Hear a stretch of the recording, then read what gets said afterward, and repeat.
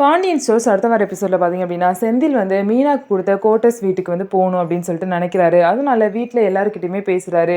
அப்போ பார்த்தீங்க அப்படின்னா வீட்டில் எல்லாரும் போகவே வேணாம்னு சொல்கிறாங்க. கோமதி வந்து நீ இந்த மாதிரி ஏன் இப்படி பண்ணுற, மருமகளே ஒழுங்காக இருக்கா, எனக்கு வந்து மகன்க தான் இப்படி பண்ணுறீங்க, இப்படி எல்லாரும் சேர்ந்து சந்தோஷமாக இருக்க வீட்டை விட்டு பிரித்து போகணும் அப்படின்னு சொல்லிட்டு நினைக்கிறியே, போகாதடா, நீ போனீன்னா உங்க கூட பேசவே மாட்டேன்னு சொல்லிட்டு கோமதி எவ்வளவோ புலம்புறாங்க.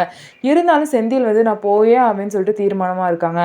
அதுக்கப்புறம் பார்த்தீங்கன்னா சுகன்யா வந்து என்ன மீனா அமைதியாக இருக்கா, ஒருவேளை மீனா சொல்லி தான் செந்தில் தம்பி இப்படி பேசுது போல, அவரை பேச வச்சுட்டு இவர் அமைதியாக இருக்கா போல இவ அப்படின்னு சொல்லிட்டு சுகன்யா வந்து ஏற்றி விடுவாங்க.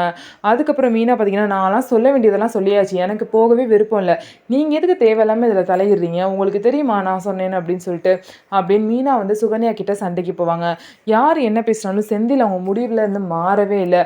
பாண்டியன் அதுக்கப்புறம் கோவப்பட்டு விடு கோமதி, அவன் போனால் போட்டும், என்னமோ பண்ணிக்கட்டும், அவன் தனியாக போகணும்னு ஆசைப்பட்டா போட்டும், விட்டுரு அப்படின்னு சொல்லிட்டு பாண்டியனும் வந்து விட்டுடுறாங்க. இதுக்கப்புறம் மீனாவும் செந்திலும் தனியாகவும் போயிடுறாங்க.